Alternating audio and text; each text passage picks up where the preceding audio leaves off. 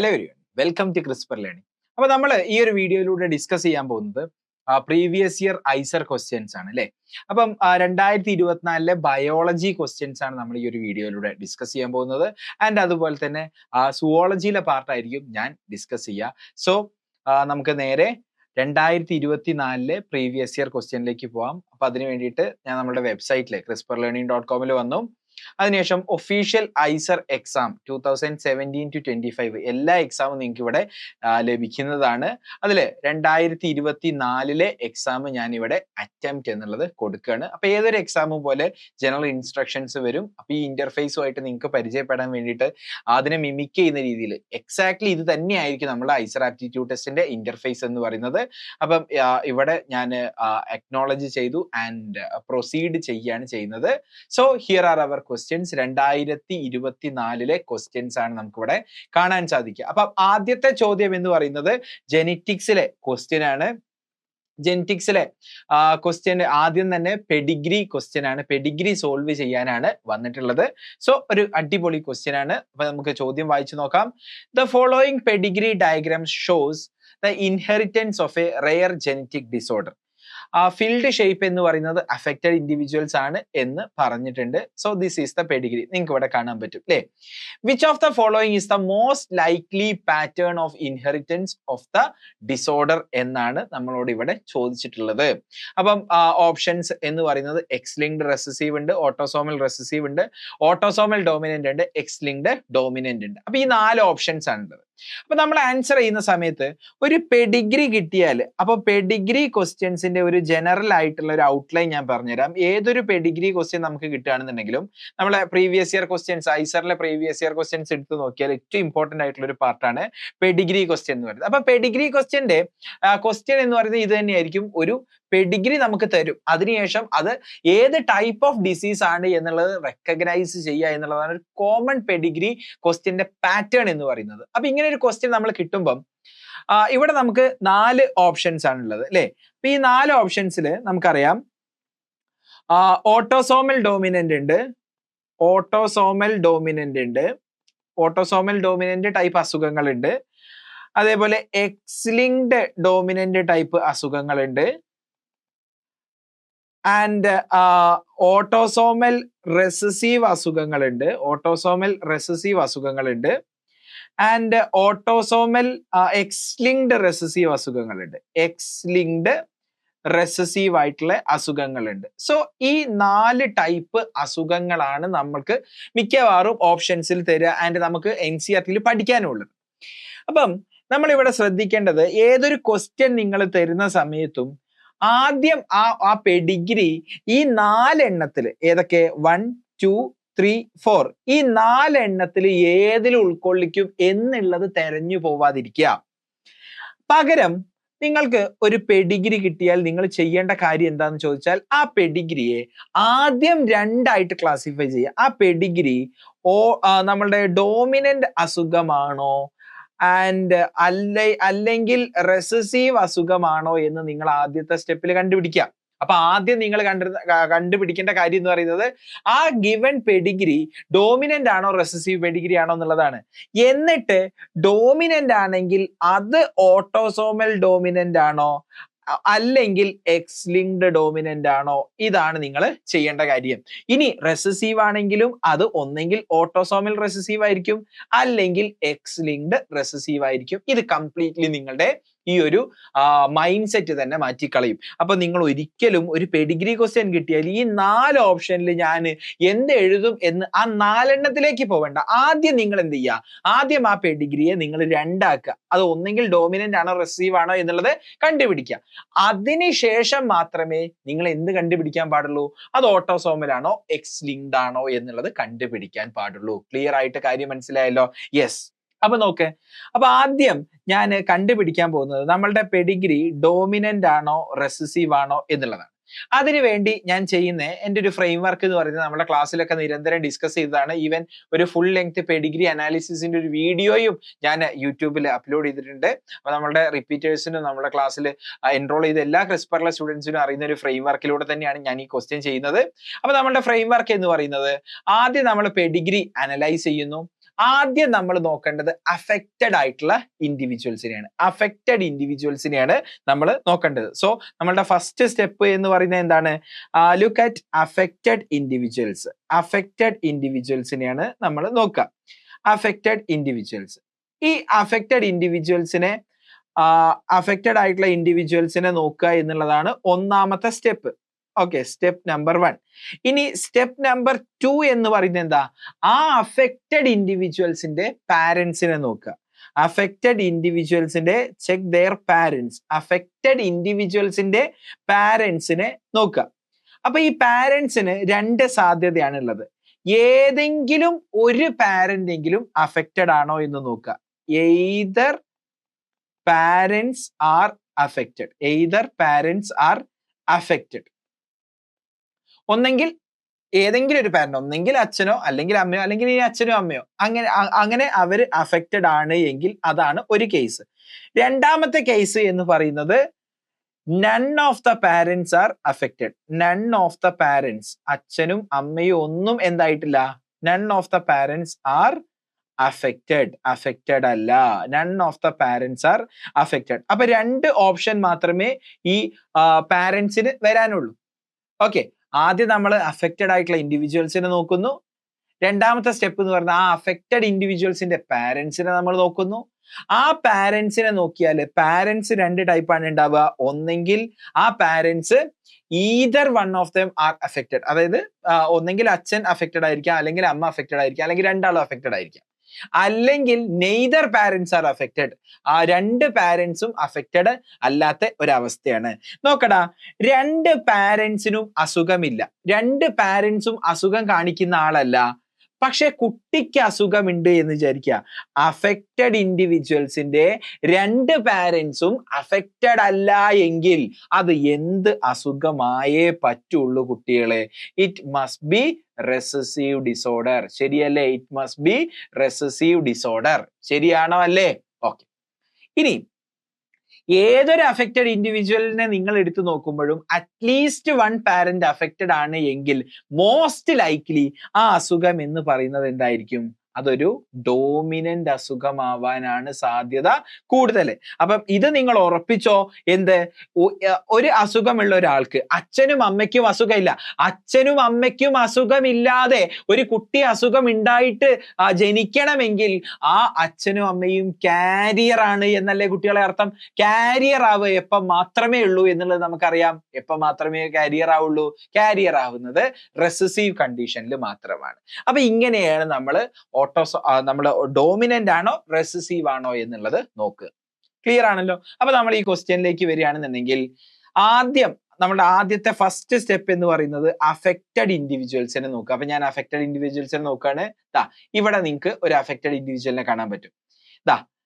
അയാളുടെ പാരന്റിനെ നോക്കുക എന്നുള്ളതാണ് രണ്ടാമത്തെ സ്റ്റെപ്പ്. ഞാൻ രണ്ടാമത്തെ സ്റ്റെപ്പിലേക്ക് കിടക്കണം. അയാളുടെ പാരന്റിനെ നോക്കുക. At least 1 parent is affected. അപ്പൊ എനിക്ക് മനസ്സിലായി. ഇനി അഫക്റ്റഡ് ഇൻഡിവിജ്വൽസിനെ ഞാൻ ഇവിടെ നോക്കി, അയാളുടെ പാരന്റ്സിനെ നോക്കി, അറ്റ്ലീസ്റ്റ് 1 പാരന്റ് ഈസ് അഫക്റ്റഡ്. ശരിയല്ലേ? യെസ്. ആൻഡ് പിന്നെ അടുത്ത ഒരു അഫക്റ്റഡ് ഇൻഡിവിജ്വലിനെ ഞാൻ ഇവിടെ നോക്കി. രണ്ടാമത്തെ സ്റ്റെപ്പ് എന്ന് പറയുന്നത് എന്താ? അവരുടെ പാരന്റിനെ നോക്കുക. At least 1 parent is affected. ശരിയല്ലേ? ഇനി ഇവരെ നോക്കുകയാണെങ്കിൽ ഇവര് അഫക്റ്റഡ് ഇൻഡിവിജ്വൽസ് ആണ്. നിങ്ങൾക്ക് ഈ മൗസ് പോയിന്റ് കാണാൻ പറ്റുന്നുണ്ടല്ലോ. ഇവര് അഫക്റ്റഡ് ഇൻഡിവിജ്വൽസ് ആണ്. അയാളുടെ പാരന്റിനെ ഞാൻ നോക്കുകയാണ്. അയാളുടെ പാരന്റില് അറ്റ്ലീസ്റ്റ് 1 പാരന്റ് ഈസ് അഫക്റ്റഡ്. അപ്പൊ ഏതുപോലെയാ വരുന്നത്? അയാളുടെ പാരന്റ്സിനെ നമ്മൾ നോക്കുമ്പം അറ്റ്ലീസ്റ്റ് 1 പാരന്റ് ഈസ് അഫക്റ്റഡ്. ഞാൻ ഈതർ പാരന്റ്സ് എന്നുള്ളതിന് പകരം അറ്റ്ലീസ്റ്റ് 1 പാരന്റ് എന്നുള്ളത് എഴുതാണ്. ഒരു പാരന്റ് എങ്കിലും അറ്റ്ലീസ്റ്റ് 1 പാരന്റ് ഈസ് അഫക്റ്റഡ്. അതാണ് ഞാൻ കണ്ടീഷൻ ആക്കുന്നത്. ഒരു പാരന്റ് എങ്കിലും അഫക്റ്റഡ് ആവുക. ഒരു പാരന്റ് അഫക്റ്റ് ആവുക അച്ഛനായിരിക്കാം, അമ്മയായിരിക്കാം, അല്ലെങ്കിൽ രണ്ടാളും അഫക്റ്റഡ് ആവുക. അങ്ങനെയാണ് എങ്കിൽ ഈ അസുഖം എന്താവാനാണ് കുട്ടികളെ സാധ്യത? ഡോമിനന്റ് ആവാനാണ് സാധ്യത.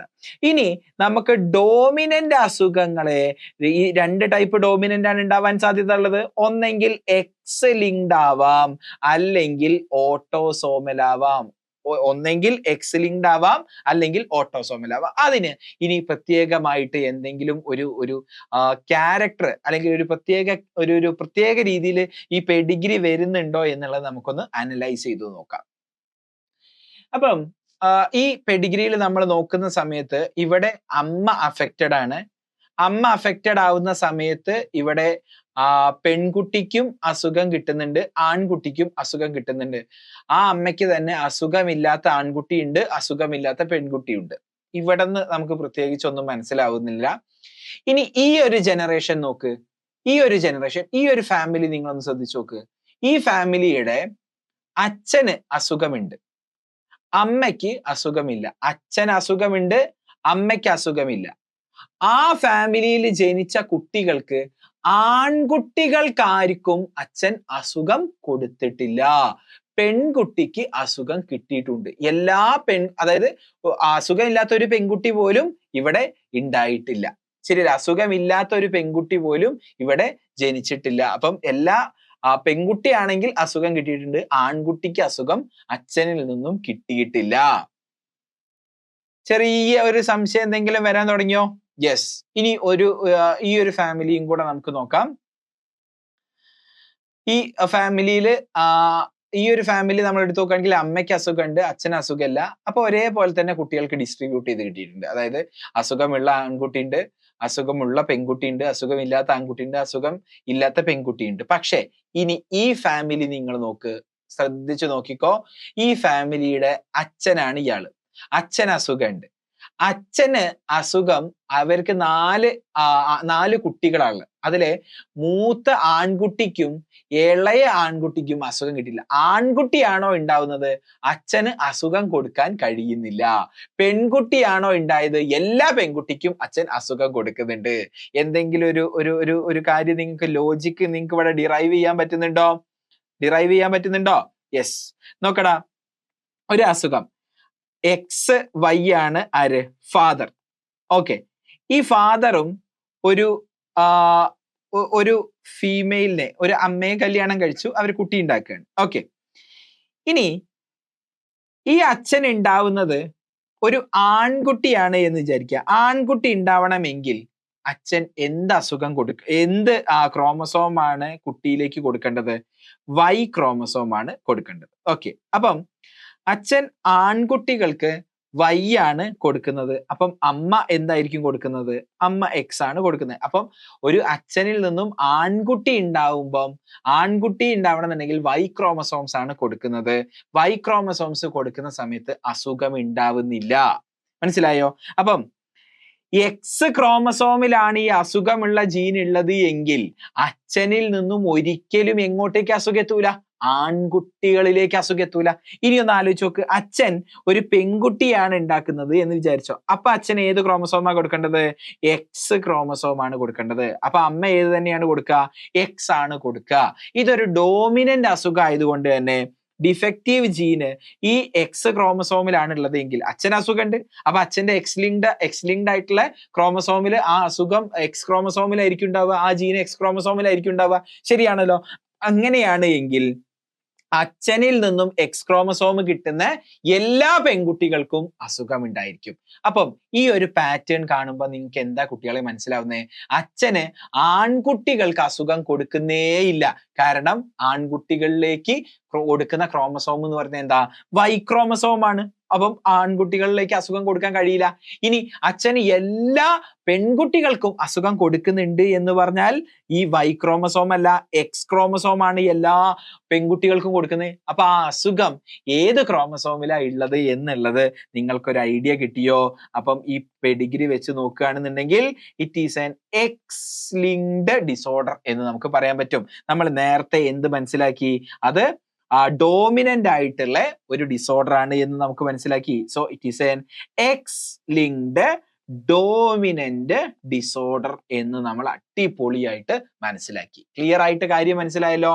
സോ എക്സ് ലിങ്ക്ഡ് ഡോമിനന്റ് അസുഖമാണ് എന്ന് നമ്മൾ മനസ്സിലാക്കുകയാണ്. So here option D will be the correct answer അല്ലെ? എക്സ് ലിങ്ക്ഡ് ഡോമിനന്റ് അസുഖമാണ്. അപ്പൊ ഇനി അടുത്ത ക്വസ്റ്റ്യനിലേക്ക് പോവാം. Yes,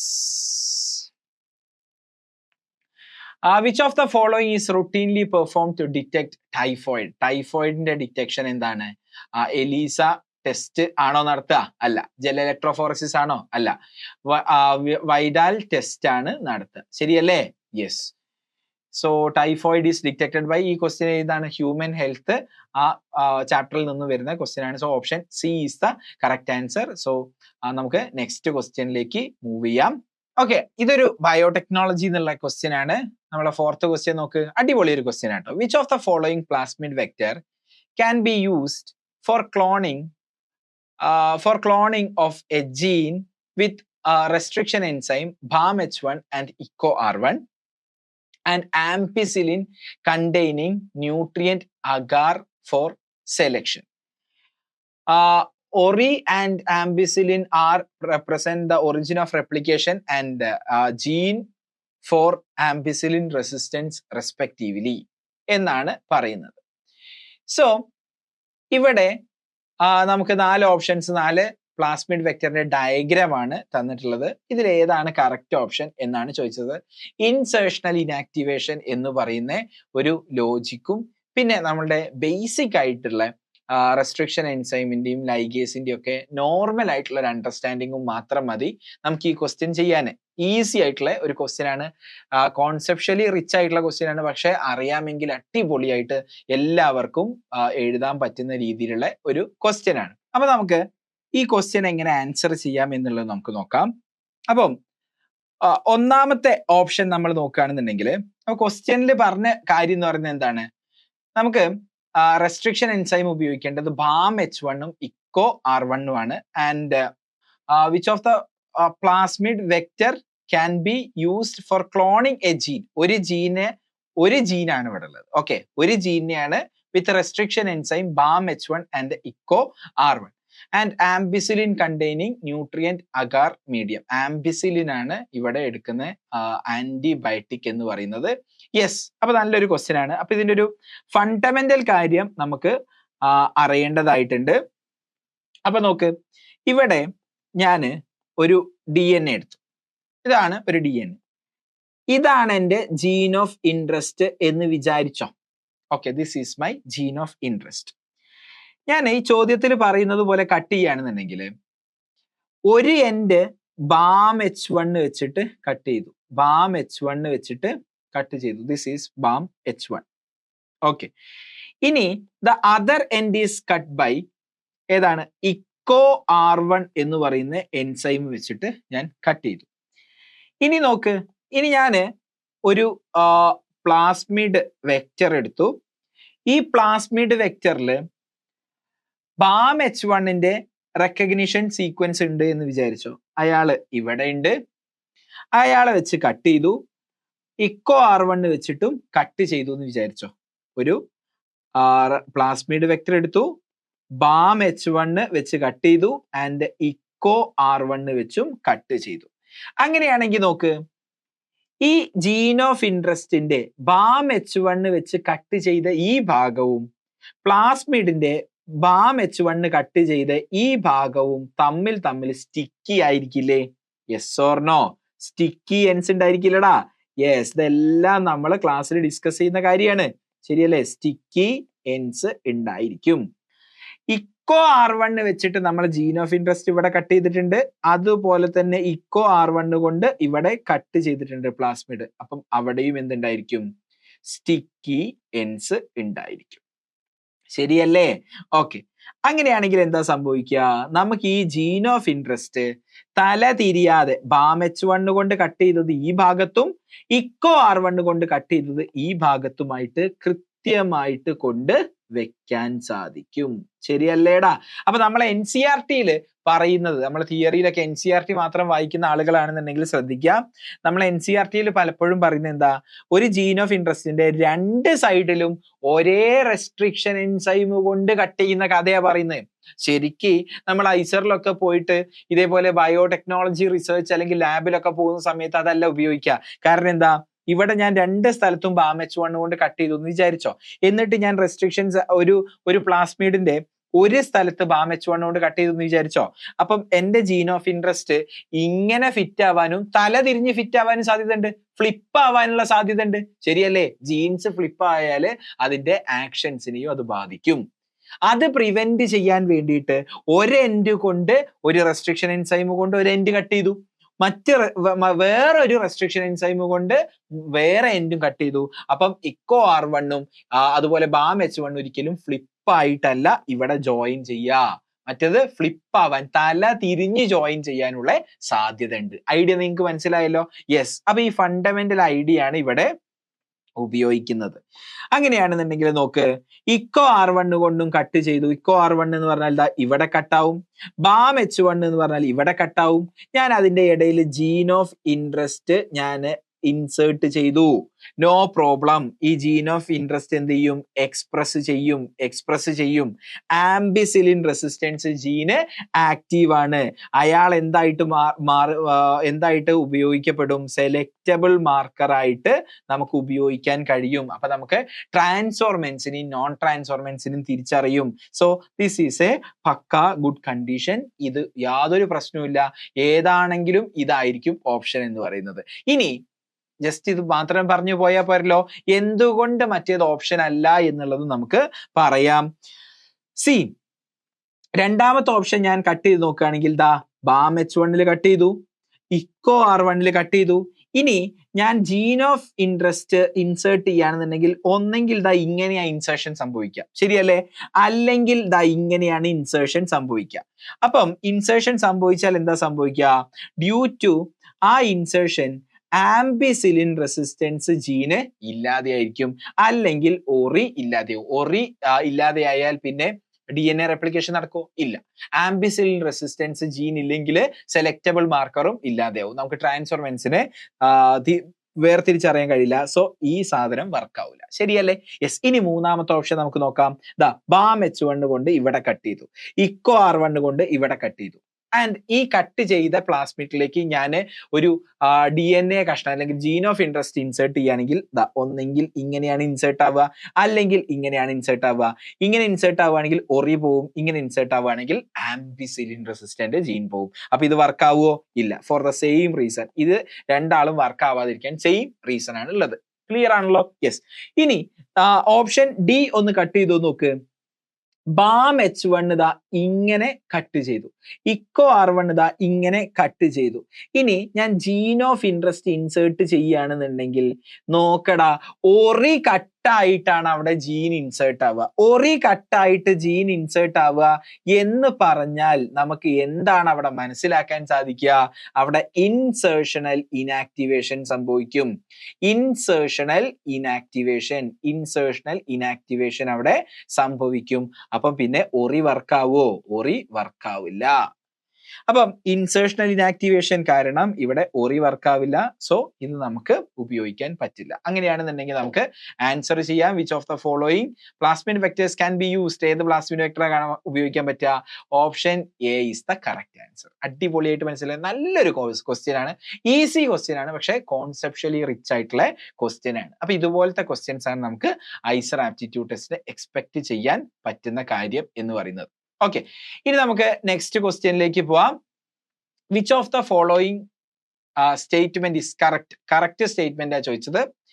ഹെമികോർഡേറ്റ is a subphylum under Chordata. അല്ലല്ലോ, ഡിഫറെന്റ് ആയിട്ടുള്ള 11ാമത്തെ ഒരു ഫൈലമാണ് കോർഡേറ്റ, 10ാമത്തെ ഫൈലമാണ് ഹെമികോർഡേറ്റ എന്ന് പറയുന്നത്. സോ സബ് ഫൈൽ ആയിട്ടായിരുന്നു പണ്ട് കൺസിഡർ ചെയ്തിരുന്നത്, ശരിയല്ല? ഇപ്പൊ അങ്ങനെയല്ല.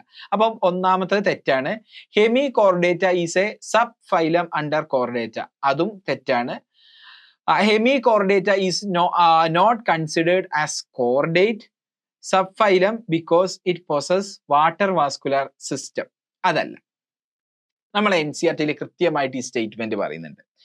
ഹെമികോർഡേറ്റനെ പണ്ട് കോർഡേറ്റന്റെ ഒരു സബ് ഫൈലം ആയിട്ടായിരുന്നു കണക്കാക്കിയിരുന്നത്.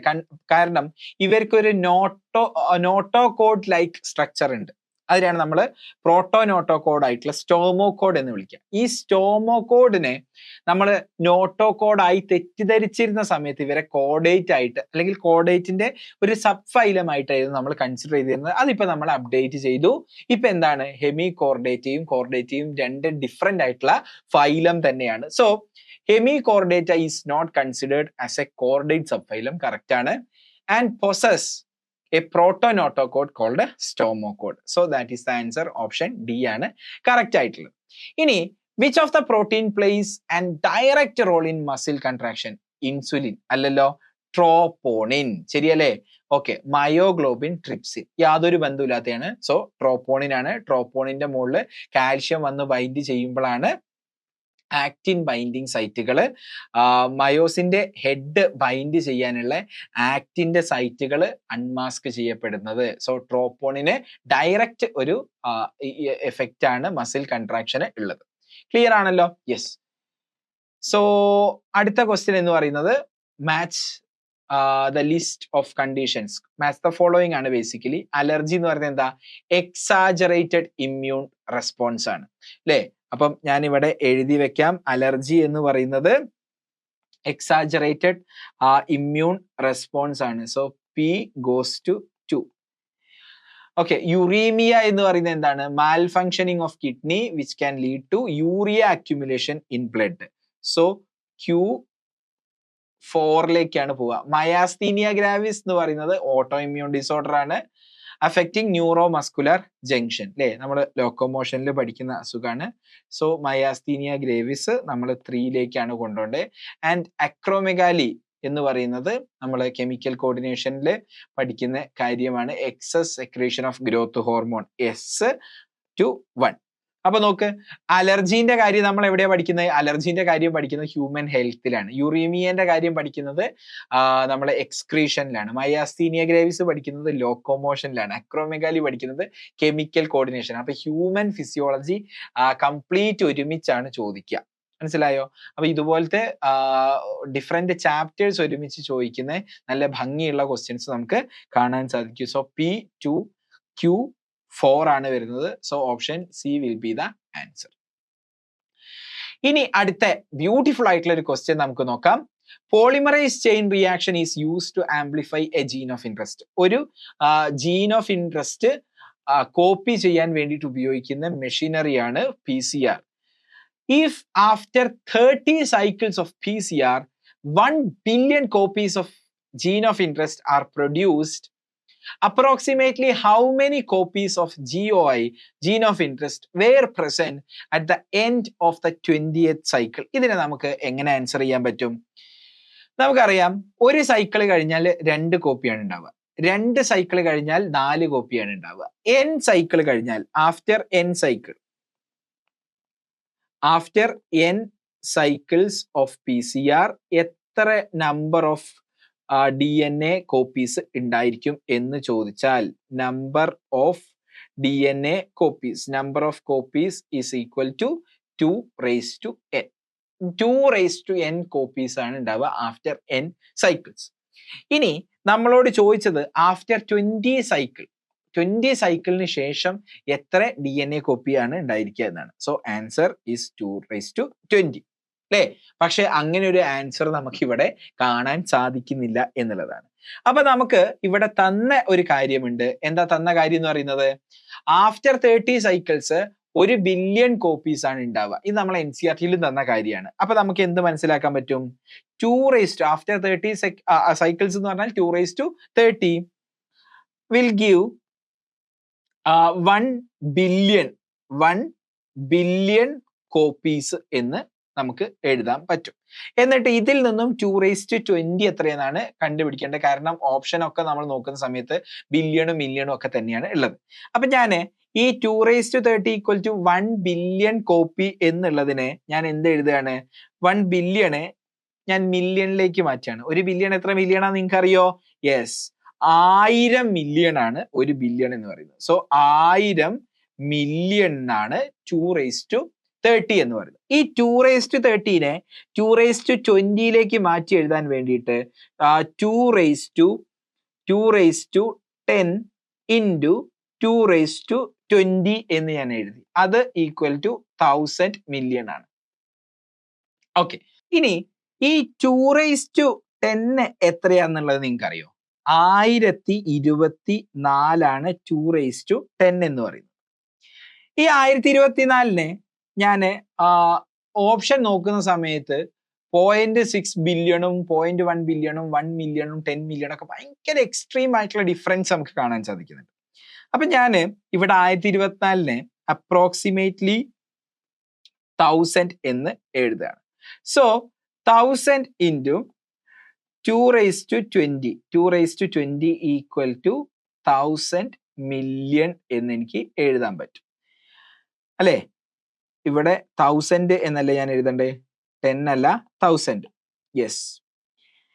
So 1000 into 2⁻20 equal to 1000 million. ഈ 1000ഉം ഈ 1000ഉം വെട്ടിപ്പോയി. അപ്പൊ എനിക്കൊരു കാര്യം എഴുതാൻ പറ്റി, 2⁻20 ഈക്വൽ ടു 1 മില്യൺ എന്ന് എഴുതാൻ പറ്റി. നമ്മളുടെ ആൻസർ എന്താണ്? 2⁻20 ആണ്. അപ്പം അത് മില്യണിൽ പറയുകയാണെന്നുണ്ടെങ്കിൽ 1 മില്യൺ കോപ്പീസ് ഓഫ് DNA ആണ് ആഫ്റ്റർ 20th സൈക്കിൾ PCR ഉണ്ടാവുക.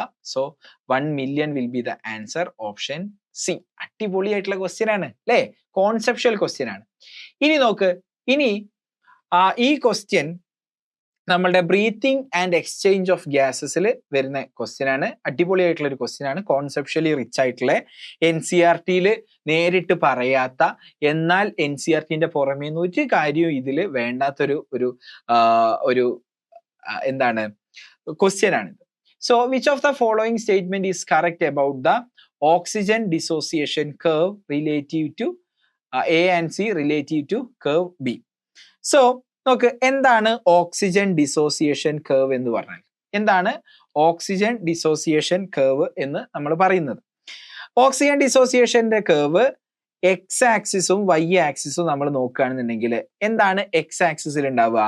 എക്സ് ആക്സിസിൽ പാർഷ്യൽ പ്രഷർ ഓഫ് ഓക്സിജൻ ആണ് ഉണ്ടായിരിക്കുക, പാർഷ്യൽ പ്രഷർ ഓഫ് ഓക്സിജൻ. ഇനി വൈ ആക്സിസിൽ എന്താ ഉണ്ടാവുക? നമ്മൾ ക്ലാസ്സിൽ പറഞ്ഞിട്ടുണ്ട്, affinity between oxygen and haemoglobin. അതാണ് വൈ ആക്സിസിൽ ഉണ്ടാവുക. അങ്ങനെയാണ്ട് എഴുതി വെക്കാൻ പറ്റുമോ? ഇല്ല, ക്വാണ്ടിഫൈ ചെയ്തിട്ട് പറയണം. എങ്ങനെയാണ് affinity between oxygen and haemoglobin നമ്മൾ ക്വാണ്ടിഫൈ ചെയ്യുക? പെർസെൻറ്റേജ് സാച്ചുറേഷൻ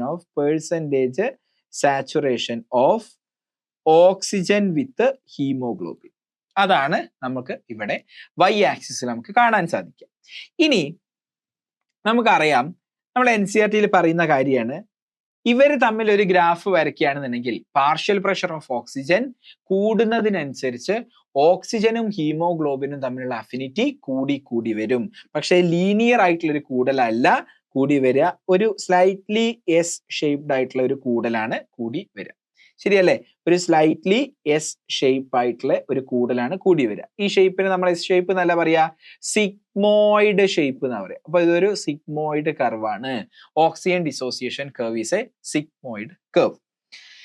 ഇനി നോക്ക്, ഞാൻ ഈ ഗ്രാഫ് ഒന്ന് റൈറ്റിലേക്ക് ഷിഫ്റ്റ് ചെയ്തു എന്ന് വിചാരിക്കുക. റൈറ്റിലേക്ക് ഷിഫ്റ്റ് ചെയ്തു എന്ന് പറഞ്ഞാൽ ഈ ഒരു ഭാഗത്തേക്ക് ഞാൻ ഷിഫ്റ്റ് ചെയ്യുകയാണെന്ന് വിചാരിച്ചോ. സോ ഞാനൊരു ഗ്രാഫ് വരയ്ക്കുകയാണ്, that is shifted to right. അപ്പം ഞാൻ ഇവിടെ ഒരു പെർസെൻറ്റേജ് സാച്ചുറേഷൻ, ഫോർ എക്സാമ്പിൾ ഞാനൊരു 50% ഓക്സിജൻ സാച്ചുറേഷൻ വിത്ത് ഹീമോഗ്ലോബിൻ ഞാൻ വരയ്ക്കുകയാണ്. ഇതാണ് 50ന്റെ പോർഷൻ. ഓക്കെ, അതിനെ എക്സ് ആക്സിസിലേക്ക് ഞാൻ പ്രൊജക്റ്റ് ചെയ്യുമ്പം ആദ്യത്തെ ഗ്രാഫിൽ, ഷിഫ്റ്റ് ചെയ്യുന്നതിന്റെ മുന്നേ ഗ്രാഫിൽ ഇത്ര പാർഷ്യൽ പ്രഷർ ഓഫ് ഓക്സിജൻ മതിയായിരുന്നു. ശരിയല്ലേ? ഇത്ര പാർഷ്യൽ പ്രഷർ ഓഫ് ഓക്സിജൻ മതിയായിരുന്നു. ഫോർ എക്സാമ്പിൾ ഇതൊരു പാർഷ്യൽ പ്രഷർ ഓഫ് ഓക്സിജൻ എന്ന് പറയുന്നത് ഫോർ എക്സാമ്പിൾ എത്രയാണ് നമ്മൾ എടുക്കുക? ഒരു 50 mmHg ആണ് എന്ന് വിചാരിച്ചോ. ഓക്കെ, ഇനി റൈറ്റിലേക്ക് ഷിഫ്റ്റ് ചെയ്യാണ് എന്ന് പറഞ്ഞാൽ ഇതേ 50%, ദ സെയിം 50% ഓക്സിജൻ സാച്ചുറേഷൻ ആവണമെങ്കിൽ, ഹീമോഗ്ലോബിനിൽ ഓക്സിജൻ സാച്ചുറേഷൻ ആവണമെങ്കിൽ അഡീഷണൽ ആയിട്ട് ഇത്രയും ഭാഗം, ഇത്രയും പാർഷ്യൽ പ്രഷർ ഓഫ് ഓക്സിജൻ കൂടുതൽ കൊടുക്കണ്ടേ? ഇത് ഫോർ എക്സാമ്പിൾ 60 mmHg ആണ് എന്നുള്ളത് വിചാരിച്ചോ, വെറുതെ വിചാരിച്ചോ. ഓക്കെ, അപ്പൊ നോക്കടാ, വലത്തോട്ട് ഈ ഗ്രാഫ് ഷിഫ്റ്റ് ചെയ്യുക എന്ന് പറഞ്ഞാല് കൂടുതൽ ഓക്സിജൻ സപ്ലൈ ചെയ്ത് കൊടുത്താൽ മാത്രമേ ഇപ്പൊ ഹീമോഗ്ലോബിനിൽ 50% ഓക്സിജൻ കയറിയിരിക്കുള്ളൂ. ആദ്യം ഈ പറയുന്ന കുറച്ച് പാർഷ്യൽ പ്രഷർ ഓഫ് ഓക്സിജൻ മതിയായിരുന്നു എങ്കിൽ തന്നെ 50% ആവുമായിരുന്നു. ആ സ്ഥാനത്ത് ഇപ്പം കൂടുതൽ ഓക്സിജൻ സപ്ലൈ ചെയ്താലാണ് 50% ആവുക. പ്രശ്നമാണല്ലോ. അപ്പൊ ഇവിടെ എന്താ സംഭവിച്ചേ? ഹീമോഗ്ലോബിനും ഓക്സിജനും തമ്മിലുള്ള അഫിനിറ്റി കുറയാണോ കൂടുകയാണോ ചെയ്തത്? നിങ്ങൾ പറ. കുറയാണ് ചെയ്തേ. എടാ, ഈ റൈറ്റിലേക്ക് ഷിഫ്റ്റ് ചെയ്യുക എന്ന് പറഞ്ഞാൽ അയാൾക്കിപ്പം കൂടുതൽ ഓക്സിജനെ കിട്ടിയാലേ ഹീമോഗ്ലോബിനിലേക്ക് കയറി ഇരിക്കുള്ളൂ എന്ന് പറഞ്ഞാൽ അവര് തമ്മിലുള്ള ബന്ധം വഷളായി എന്നല്ലേ അർത്ഥം. ഇപ്പൊ കൂടുതൽ ആൾക്കാർ ചെന്നാലേ ഹീമോഗ്ലോബിനിലേക്ക് കയറി ഇരിക്കുള്ളൂ. ആദ്യം എന്ന് പറഞ്ഞാൽ ഈ ഗ്രാഫിന്റെ സമയത്ത് കുറച്ച് ആളുകൾ ഉണ്ടെങ്കിൽ തന്നെ, കുറച്ച് ഓക്സിജൻ മോളിക്യൂൾസ് ഉണ്ടെങ്കിൽ തന്നെ എല്ലാ ഹീമോഗ്ലോബിനും സാച്ചുറേറ്റഡ് ആയിരുന്നു. മനസ്സിലായോ? അപ്പം റൈറ്റ് ഷിഫ്റ്റ് എന്ന് പറഞ്ഞാൽ കുട്ടികളെ ശരിക്കും നിങ്ങൾ കേട്ടോ, 2 പ്രാവശ്യം ചോദിച്ച കോൺസെപ്റ്റ് ആണ്. റൈറ്റ് ഷിഫ്റ്റ് എന്ന് പറഞ്ഞാൽ എന്താണ് അതിന്റെ അർത്ഥം? ലോ അഫിനിറ്റി ആണ് എന്നാണ് അർത്ഥം. ആര്? Low affinity between haemoglobin and oxygen. ഇതല്ലേ അതിന്റെ അർത്ഥം? യെസ്. ഇനി നമുക്കറിയാം ഈ അഫിനിറ്റി ബിറ്റ്വീൻ ഹീമോഗ്ലോബിൻ ആൻഡ് ഓക്സിജനെ ഇൻഫ്ലുവൻസ് ചെയ്യുന്ന, അഫക്റ്റ് ചെയ്യുന്ന ഫാക്ടേഴ്സ് ഏതൊക്കെയാണ് എന്നുള്ളത് നമുക്കറിയാം. ഏതാണ്? 1 partial pressure of oxygen, 2 partial pressure of carbon dioxide, 3 H+ concentration, 4 temperature. ടെമ്പറേച്ചറിന്റെ പോലെ തന്നെ ഈ H+ന്റെ കൂടെ തന്നെ നമുക്ക് എന്ത് എന്നും പറയാൻ പറ്റും? pH എന്നും പറയാൻ സാധിക്കും. ഇനി നോക്ക്, അഫിനിറ്റി കുറയണമെങ്കിൽ എന്താണ്? പാർഷ്യൽ പ്രഷർ ഓഫ് ഓക്സിജൻ കുറവായിരിക്കണം, partial pressure of carbon dioxide കൂടുതലായിരിക്കണം, H+ അയോൺ കോൺസെൻട്രേഷൻ കൂടുതലായിരിക്കണം. അതുമായിട്ട് നേരെ റിവേഴ്സ് ആയിട്ടുള്ള ഒരു റിലേഷൻ ആണ് pH നുള്ളത്. -log കോൺസെൻട്രേഷൻ ഓഫ് H+ ആണ് pH. അപ്പം H+ കൂടുകയാണ് ലോ അഫിനിറ്റി എന്ന് പറഞ്ഞാൽ അവിടെ pH കുറയാണ് എന്നാണ് അർത്ഥം. ശരിയല്ലേ? ആൻഡ് ടെമ്പറേച്ചർ എന്ന് പറയുന്നത് കൂടുതലായിരിക്കണം. ക്ലിയർ ആയിട്ട് മനസ്സിലായല്ലോ? ഓക്കെ, ഇനി രണ്ടാമത്തെ കേസ് എടുത്ത് നോക്കുക. ഇതാണ് ഇനീഷ്യൽ ഗ്രാഫ്. ഓക്കെ, ഈ ഗ്രാഫ് ലെഫ്റ്റിലോട്ട് ഷിഫ്റ്റ് ചെയ്യാന്ന് വിചാരിക്കുക. ലെഫ്റ്റിലോട്ട് ഷിഫ്റ്റ് ചെയ്യുക എന്ന് പറഞ്ഞാൽ എന്താണ് കുട്ടികളെ അർത്ഥം? ഇപ്പോ ഇതേ 50% സാച്ചുറേഷൻ എത്താൻ, അതായത് ഹീമോഗ്ലോബിനും ഓക്സിജനും തമ്മിൽ ഈ 50% സാച്ചുറേഷൻ എത്താൻ കുറച്ച് പാർഷ്യൽ പ്രഷർ ഓഫ് ഓക്സിജൻ കുറവ് മതി. ഫോർ എക്സാമ്പിൾ ഇവിടെ 40 ആണ് എന്ന് വെച്ചോ. ഇപ്പൊ കുറച്ച് ഓക്സിജൻ നിങ്ങൾ സപ്ലൈ ചെയ്താൽ പോലും ഹീമോഗ്ലോബിനിലേക്ക് ആ ഓക്സിജൻ കയറിയിരിക്കും. എങ്കിൽ അതിന്റെ അർത്ഥം എന്താ? ഹീമോഗ്ലോബിനും ഓക്സിജനും തമ്മിലുള്ള അഫിനിറ്റി കൂടിയിട്ടുണ്ട്. അപ്പൊ ലെഫ്റ്റ് ഷിഫ്റ്റ് എന്ന് പറഞ്ഞാൽ എന്താണ് കുട്ടികളെ അർത്ഥം? ലെഫ്റ്റ് ഷിഫ്റ്റ് എന്ന് പറഞ്ഞാൽ ഹൈ അഫിനിറ്റി ആണ് എന്നല്ലേ നമ്മൾ മനസ്സിലാക്കേണ്ടത്? തീർച്ചയായിട്ടും between haemoglobin and oxygen. Okay, ഇനി ഇതിനുള്ള ഫാക്ടേഴ്സ് എന്തൊക്കെയാന്നുള്ളത് നമുക്ക് ഓരോന്ന് ചെക്ക് ചെയ്യാം. എന്താണ് ഫാക്ടേഴ്സ് എന്ന് പറയുന്നത്? Partial pressure of oxygen, partial pressure of carbon dioxide, പിന്നെ നമ്മളുടെ H+ അയോൺ കോൺസെൻട്രേഷൻ, അപ്പൊ അയാളുടെ കൂടെ തന്നെ പറയേണ്ട ആളാണ് pH, and temperature. So these are the factors. നമ്മൾ പഠിച്ചിട്ടുണ്ട് ഫോർ ഹയർ അഫിനിറ്റി ഫാക്ടേഴ്സ് ആരൊക്കെ കൂടുതലായിരിക്കണം? PO2 കൂടുതലായിരിക്കണം, ബാക്കി എല്ലാവരും കുറവായിരിക്കണം. അപ്പൊ H+ അയോൺ കോൺസെൻട്രേഷൻ കുറവായിരിക്കുമ്പോഴാണ് അഫിനിറ്റി കൂടുക. അപ്പൊ pH കൂടുമ്പോഴായിരിക്കും അഫിനിറ്റി കൂടുക. അപ്പൊ നോക്കടാ, ഇതാണ് നോർമലി ഒരു ഇനീഷ്യൽ ഓക്സിജൻ ഡിസോസിയേഷൻ കർവിന്റെ ഗ്രാഫ് എന്ന് പറയുന്നത്. ഈ കർവ് റൈറ്റിലോട്ട് ഷിഫ്റ്റ് ആയി എന്ന് പറഞ്ഞാൽ അതിന്റെ അർത്ഥം ഓക്സിജനും അതുപോലെ ഹീമോഗ്ലോബിനും തമ്മിലുള്ള അഫിനിറ്റി കുറഞ്ഞു എന്നാണ്. അങ്ങനെ റൈറ്റിലേക്ക് ഷിഫ്റ്റ് ചെയ്യുകയാണെങ്കിൽ ഏത് ഫാക്ടർ ആയിരിക്കും സംഭവിച്ചിട്ടുണ്ടാവുക? പാർഷ്യൽ പ്രഷർ ഓഫ് ഓക്സിജൻ കുറവായിട്ടുണ്ടായിരിക്കും, partial pressure of carbon dioxide കൂടുതലായിട്ടുണ്ടായിരിക്കും, H+ അയോൺസിന്റെ കോൺസെൻട്രേഷൻ കൂടുതൽ, ആൻഡ് ടെമ്പറേച്ചർ കൂടുതൽ, pH കുറവ്. ഇതായിരിക്കും റൈറ്റിലോട്ട് ഷിഫ്റ്റ് ചെയ്യാൻ വേണ്ട ഫാക്ടർ. ഇതിന്റെ നേരെ ഓപ്പോസിറ്റ് ആണ് ലെഫ്റ്റിലോട്ട് ഷിഫ്റ്റ് ചെയ്യാൻ വേണ്ട ഫാക്ടർ എന്ന് പറയുന്നത്. ഈ കോൺസെപ്റ്റ് ഉണ്ടെങ്കിൽ കഴിഞ്ഞ 2 വർഷം വന്ന P5 നിങ്ങൾക്ക് ചെയ്യാൻ പറ്റും. അങ്ങനെയാണെങ്കിൽ നമുക്ക് ആൻസർ ഒന്ന് വായിച്ചു നോക്കാം. കർവ് സി റെപ്രസെന്റ്സ്, അപ്പം നമുക്ക് ഇവിടെ തന്ന ഓപ്ഷൻ ABC ആണ് അല്ലേ? അപ്പം അത് ഞാനൊന്ന് മാർക്ക് ചെയ്യാം. ഇതാണ് എ എന്ന് പറയുന്ന കർവ് ലെഫ്റ്റ് ഷിഫ്റ്റ് ആണ്. ബി എന്ന് പറയുന്ന കർവ് ഒറിജിനൽ ഗ്രാഫ് ആണ്, ഒറിജിനൽ കർവ് ആണ്. സി എന്ന് പറയുന്നത് റൈറ്റ് ഷിഫ്റ്റ് ആണ്. ശരിയല്ലേ? ഓക്കെ, അങ്ങനെയാണെങ്കിൽ ക്വസ്റ്റ്യൻ വായിച്ചു നോക്കാം. കർവ് സി റെപ്രസെന്റ്സ്, നിങ്ങൾക്ക് ഇവിടെ കാണാൻ പറ്റുന്നുണ്ടല്ലോ. യെസ്, ഇവിടെ ചെറുതാക്കിയാൽ നിങ്ങൾക്ക് കാണാൻ പറ്റുമല്ലോ. Okay, curve C represents favourable oxygen association with haemoglobin. Curve C represents എന്ന് പറയുന്നത് എന്താണ്? റൈറ്റ് ഷിഫ്റ്റ് ആണ്. അത് ഫേവറബിൾ ആയിട്ടുള്ള ഓക്സിജൻ അസോസിയേഷൻ അല്ലല്ലോ, അല്ല. അപ്പം ഓപ്ഷൻ എ എന്ന് പറയുന്നത് ഇവിടെ ഫേവറബിൾ അല്ല. ഇനി curve A represents left shift ആണല്ലോ, ഹയർ അഫിനിറ്റി ആണല്ലോ. ശരിയാണ്. Curve A represents favourable oxygen association ആണ് വിത്ത് ഹീമോഗ്ലോബിൻ അറ്റ് ലോ pH. അപ്പം ലെഫ്റ്റ് ഷിഫ്റ്റ് ആകുമ്പോൾ ഹൈ pH അല്ലേ? അപ്പൊ ലോ pH എന്ന് പറയുന്നതുകൊണ്ട് ആ സ്റ്റേറ്റ്മെന്റ് എന്ന് പറയുന്നത് തെറ്റിപ്പോയി. ഇനി curve A represents favourable oxygen dissociation ആണ്, അത് ശരിയാണ്, with haemoglobin at low H+ ions. ശരിയാണ്, ലെഫ്റ്റ് ഷിഫ്റ്റിൽ ലോ H+ അയോൺസ് ആണ്. So option C will be the answer. ഇനി ഡിയും കൂടെ നമുക്കൊന്ന് വെറുതെ വായിച്ചു നോക്കാം. കർവ് സി റെപ്രസെന്റ്സ് എന്ന് പറഞ്ഞാൽ എന്താ? Right shift. Represents favourable oxygen association അല്ല അല്ലേ? ഫേവറബിൾ ആയിട്ടുള്ള ഓക്സിജൻ അസോസിയേഷൻ അല്ല ഇവിടെ ഉള്ളത്. So option C is the correct answer. Clear? അപ്പൊ നമുക്ക് സി മാർക്ക് ചെയ്തിട്ടുണ്ട് ഇവിടെ. ഇനി സേവ് ആൻഡ് നെക്സ്റ്റ് കൊടുത്തു. I'm going to the next question. Yes, ഇനി എഗെയിൻ മാച്ച് ദ ഫോളോയിങ് ആണ് വരുന്നത്. ഒന്നാമത്തെ കോളത്തിൽ എന്ത് കൊടുത്തിട്ടുണ്ട്? എൻസൈംസ് കൊടുത്തിട്ടുണ്ട്. ആൻഡ് രണ്ടാമത്തെ കോളത്തിൽ നമുക്ക് ഏത് സെല്ലുലാർ കമ്പാർട്ട്മെന്റിലാണ് ഉള്ളത് എന്ന് നമുക്ക് കാണാൻ സാധിക്കും. സോ സക്സിനേറ്റ് ഡീഹൈഡ്രോജിനേസ് നമുക്ക് എവിടെയാണ് കാണാൻ പറ്റുക? സക്സിനേറ്റ് ഡീഹൈഡ്രോജിനേസ് എന്ന് പറയുന്നത് FADH2 റിസീവ് ചെയ്യുന്ന നമ്മളെ ഇലക്ട്രോൺ ട്രാൻസ്പോർട്ട് സിസ്റ്റത്തിന്റെ രണ്ടാമത്തെ കോംപ്ലക്സിന്റെ പേരാണ് സക്സിനേറ്റ് ഡീഹൈഡ്രോജിനേസ്. അതെവിടെയുള്ളത്? ഇന്നർ മൈറ്റോകോൺട്രിയൽ മെംബ്രെയിനിലാണ് ഉള്ളത്. സോ P2 ആയിട്ട് മാച്ച് ചെയ്യാൻ പറ്റും. P2 ആയിട്ട് മാച്ച് ചെയ്യാന്ന് പറയുന്നത് എന്താണ്? ഓപ്ഷൻ, പിന്നെ ഓരോ ഓപ്ഷൻ മാത്രമേ ഉള്ളൂ, ഓപ്ഷൻ സി ആണ്. ബാക്കിയും കൂടെ നമുക്ക് നോക്കാം. പൈറുവേറ്റ് ഡീഹൈഡ്രോജിനേസ് എന്ന് പറഞ്ഞാല് നമുക്ക് എന്താണ് pyruvate dehydrogenase?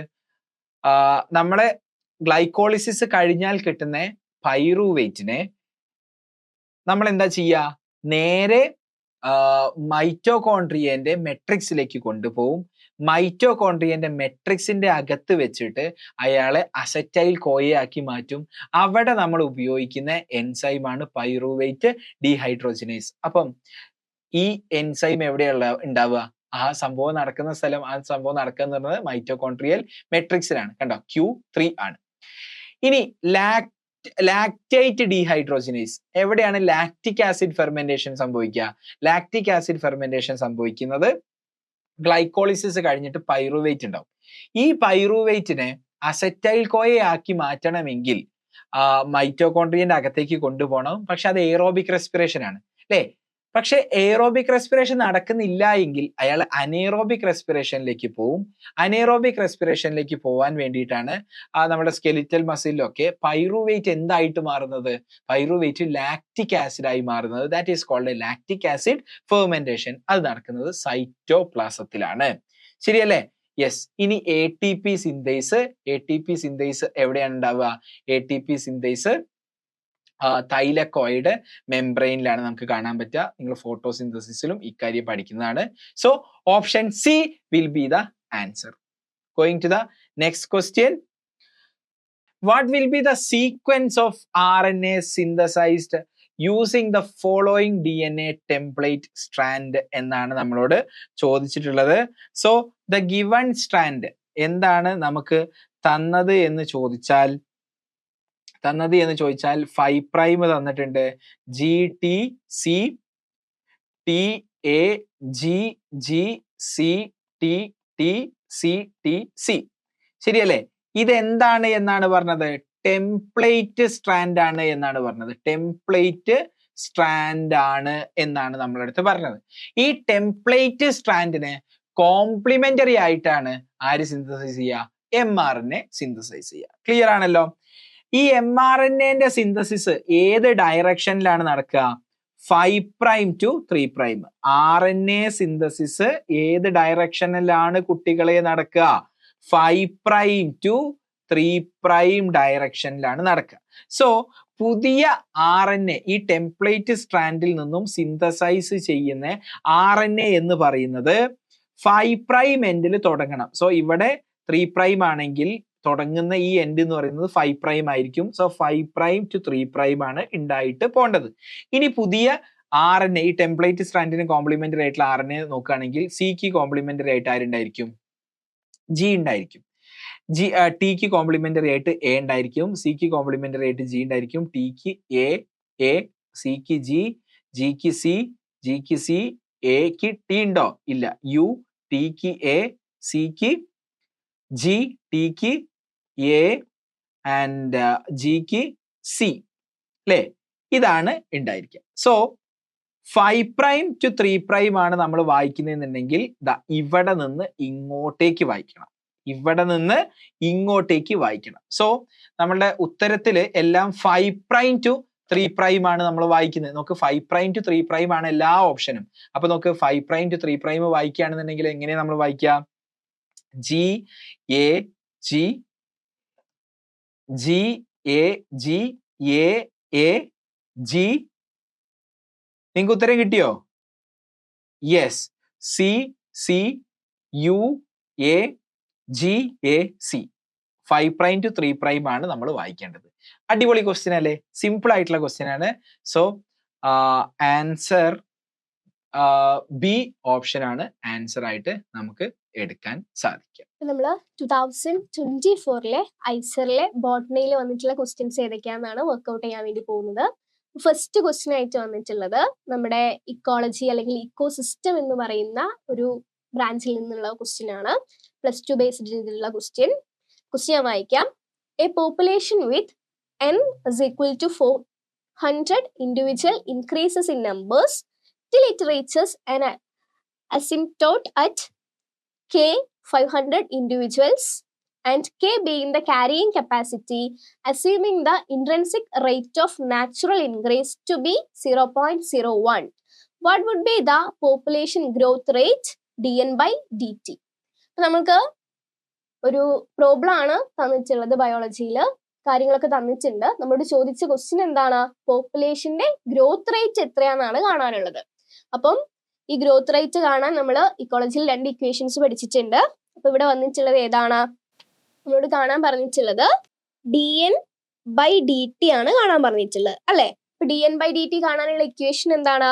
dn/dt is equal to rn k-n/k. ഇതാണ് എന്ത്? നമുക്ക് ഗ്രോത്ത് റേറ്റ് കാണാനുള്ള ഇക്വേഷൻ എന്ന് പറയുന്നത് അല്ലെ? അതായത് dn/dt is equal to rn k-n/k അല്ലെ? അപ്പൊ ഇതിലെ ഓരോ ഫാക്ടേഴ്സും ഏതാ നമുക്ക് നോക്കാം. r എന്ന് പറയുന്നത് എന്താണ്? r എന്ന് പറയുന്നത് ഇവിടെ തന്നിരിക്കുന്നത് intrinsic rate of natural increase ആണ്. ഇൻട്രിൻസിക് റേറ്റ് ആണ് കേട്ടോ r എന്ന് പറയുന്നത്. Intrinsic rate of natural increase. Then n എന്ന് പറഞ്ഞാൽ എന്താ?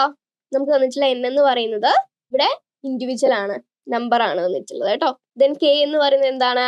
ക്യാരിയിങ് കപ്പാസിറ്റി ആണ്. എന്താ കെ എന്ന് പറയുന്നത്? Carrying capacity. അപ്പൊ എല്ലാത്തിന്റെയും വാല്യൂസ് നമുക്ക് തന്നിട്ടുണ്ടല്ലോ. അപ്പൊ ഇനി എന്തേ ചെയ്യേണ്ടുള്ളൂ? ഈ വാല്യൂ ഇവിടെ നമ്മൾ സബ്സ്റ്റിറ്റ്യൂട്ട് ചെയ്താൽ മാത്രം മതി. നമുക്ക് എന്ത് ചെയ്യും? അപ്പൊ അവിടെ ആൻസർ കിട്ടിക്കോളും അല്ലെ. അപ്പം dn/dt is equal to r. ആറിന്റെ വാല്യൂ എത്ര തന്നിട്ടുള്ളത്? 0. തന്നിരിക്കുന്ന വാല്യൂ ഏതാ ക്വസ്റ്റ്യനിൽ തന്നിട്ടുള്ളത്? ഇവിടെ നമുക്ക് തന്നിട്ടുള്ള ആറിന്റെ വാല്യൂ എന്ന് പറയുന്നത് 0.01 ആണ്. 0.01 തന്നിട്ടുള്ള വാല്യൂസ് നോക്കുക. n എത്ര തന്നിട്ടുള്ളത്? n 400 ഇൻഡിവിജ്വൽ ആണ്. k എന്ന് പറയുന്നത് എന്താണ്? 500 ആണ്. അതുപോലെ തന്നെ ഓക്കെ, നമുക്ക് തിരിച്ചു വരാം. തന്നിരിക്കുന്ന വാല്യൂ ആറിൻ്റെത് 0.01 ഇൻറ്റു n എന്ന് പറയുന്നത് എത്രയാണ്? 400 ആണ് തന്നിട്ടുള്ളത്. കെയുടെ വാല്യൂ എത്രയാണ്? 500 ആണ്. Then n 400 divided by k, so that is 500. അപ്പൊ ഈ വാല്യൂ നമ്മൾ ഈ ഒരു നമ്പേഴ്സ് സബ്സ്റ്റിറ്റ്യൂട്ട് ചെയ്യുന്ന സമയത്ത് എന്ത് കിട്ടും? 100/500. സബ്സ്റ്റിറ്റ്യൂട്ട് വാല്യൂയിലേക്ക് വരുമ്പം 0.8 ആണ് വരുന്നത്. 0.8 നമുക്ക് ആൻസറിൽ വരുന്നുണ്ടോ? ക്വസ്റ്റ്യനിലേക്ക് പോവാം. തന്നിട്ടുള്ള ഓപ്ഷൻ 0.05, 1, 0.8 ആൻഡ് 0.4. നമുക്ക് കിട്ടിയ എത്രയാണ്? 0.8 ആണ് വരുന്നത് അല്ലെ.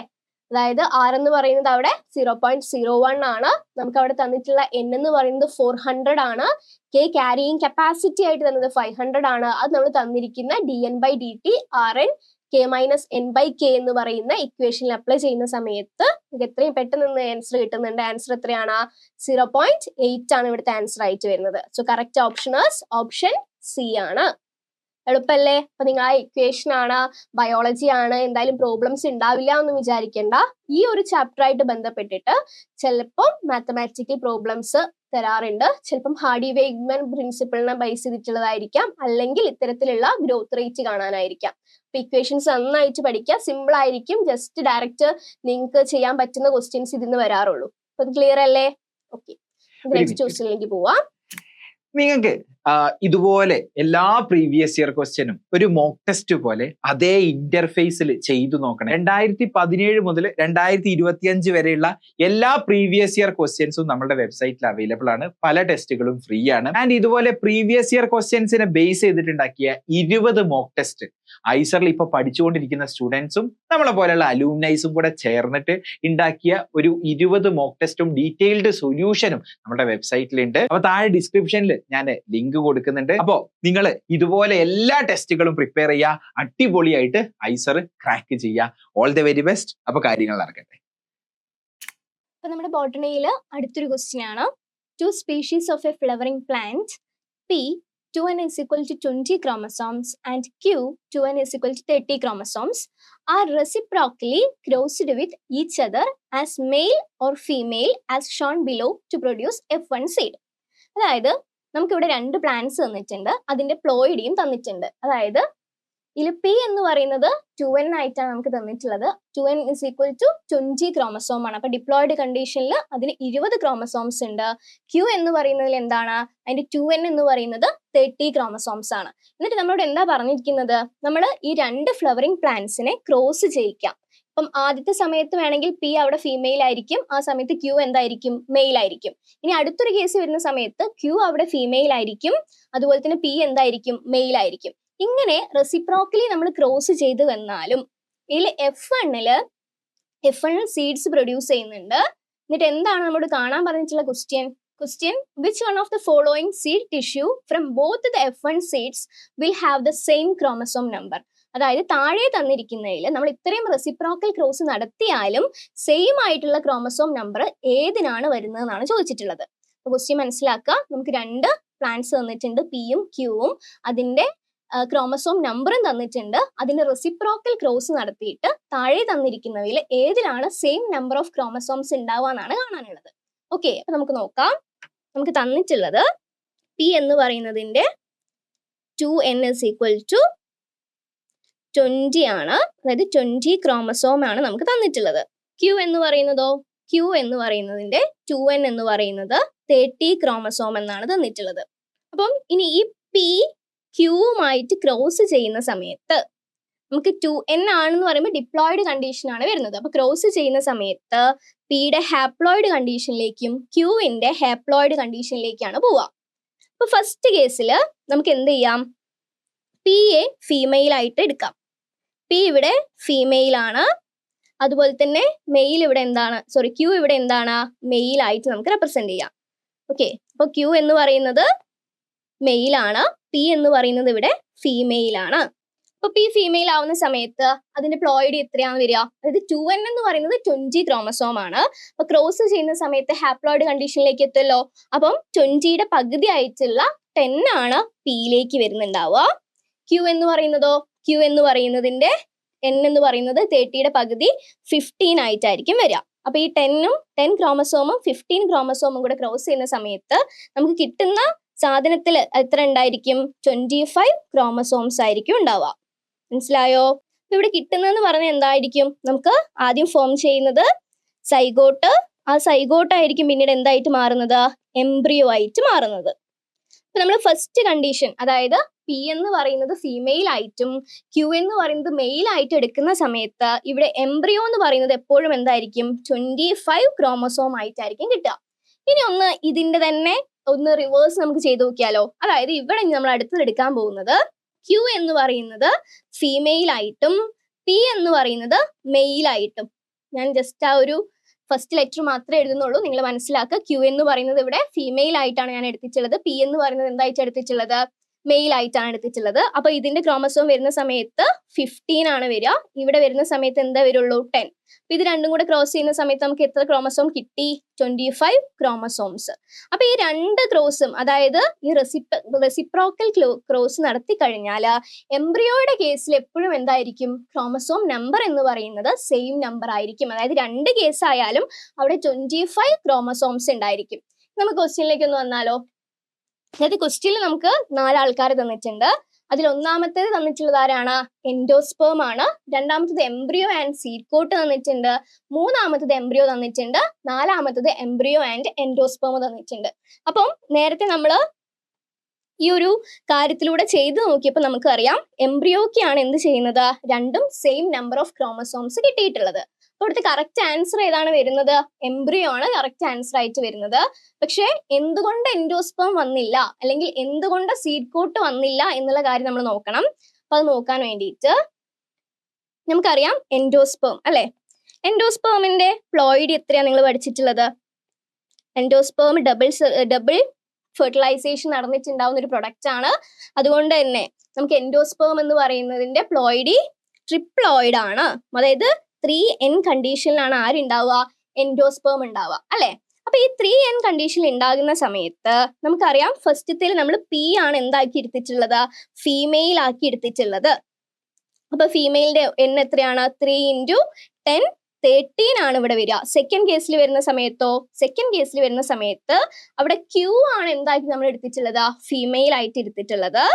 അവിടെ ഫീമെയിൽ ആയിട്ട് എടുത്ത സമയത്ത് അവിടുത്തെ 3n വരുന്ന സമയത്ത് എന്താ, 3 × 10 ആണോ, അല്ല 10 അല്ല. ക്യൂവിന്റെ എന്താ ഹാപ്ലോയിഡ് കണ്ടീഷൻ എന്ന് പറയുന്നത് 3 × 15 ആണ് വരുന്നത്. അപ്പൊ രണ്ടും സെയിം വാല്യൂ ആണോ വരുന്നത്, അല്ല രണ്ടും ഡിഫറെന്റ് വാല്യൂ ആണ് വരുന്നത്. അപ്പൊ നമുക്ക് എൻഡോസ്പേമിനെ അവിടുന്ന് തന്നെ എന്താക്കാം, ഒഴിവാക്കി കളയാം. അപ്പം ഈ എൻഡോസ്പേം ഓപ്ഷനിൽ വരുന്നത് നോക്കിയേ. അപ്പം എ എന്ന് പറയുന്ന ഓപ്ഷൻ തെറ്റാണെന്ന് മനസ്സിലായി. വീണ്ടും എൻഡോസ്പേം വരുന്നുണ്ട്, എംബ്രിയോ ആൻഡ് എൻഡോസ്പേം. അപ്പം എ ഓപ്ഷൻ നമുക്ക് ഡിലീറ്റ് ചെയ്യാം. അതുപോലെ തന്നെ ഡി ഓപ്ഷൻ നമുക്ക് എന്ത് ചെയ്യാം, അതില് ഡിലീറ്റ് ചെയ്യാം. ഇനി നിങ്ങൾക്ക് സംശയം വരാവുന്ന മറ്റൊരു സാധനമാണ് എന്ത്, സീഡ് കോട്ട് എന്ന് പറയുന്നത് അല്ലെ. അപ്പൊ സീഡ് കോട്ട് എന്ന് പറയുമ്പോൾ സീഡ് കോട്ടിന്റെ പ്ലോയിഡി എന്ന് പറയുന്നത് 2n തന്നെയാണ് പ്ലോയിഡി വരുന്നത്. പക്ഷെ ഇവിടെ ഉള്ളൊരു വ്യത്യാസം എന്താന്ന് വെച്ചാല് സീഡ് കോട്ട് എപ്പോഴും മെറ്റേണൽ ഒറിജിൻ ആയിരിക്കും ഉണ്ടാവുക. അതായത് ഫീമെയിലിൽ നിന്നുമാണ് ആര് ഫോം ചെയ്യുന്നത്, സീഡ് കോട്ട് ഫോം ചെയ്യുന്നത്. അപ്പൊ പി മെയിൽ ആയിരിക്കുന്ന അല്ലെങ്കിൽ പി ഫീമെയിൽ ആയിരിക്കുന്ന കണ്ടീഷനിൽ 2n എന്ന് പറയുന്നത് 2 × 10 20 ക്രോമസോംസ് ആയിരിക്കും വരിക. ഇനി നമ്മൾ ക്യൂവിനെ ഫീമെയിൽ ആയിട്ട് കൺസിഡർ ചെയ്യുന്ന സമയത്ത് സീഡ് കോട്ടിന്റെ പ്ലോയിഡി 2n ആണ്. അപ്പൊ പി എന്ന് പറയുന്നത് ഫീമെയിൽ ആയിട്ട് എടുക്കുന്ന സമയത്ത് അവിടെ 2 × പിയുടെ ക്രോമസോം നമ്പർ 10 ആണ്. അപ്പൊ അതായിട്ട് മൾട്ടിപ്ലൈ ചെയ്യുന്ന സമയത്ത് 20 ക്രോമസോം ആയിട്ടാണ് വരിക.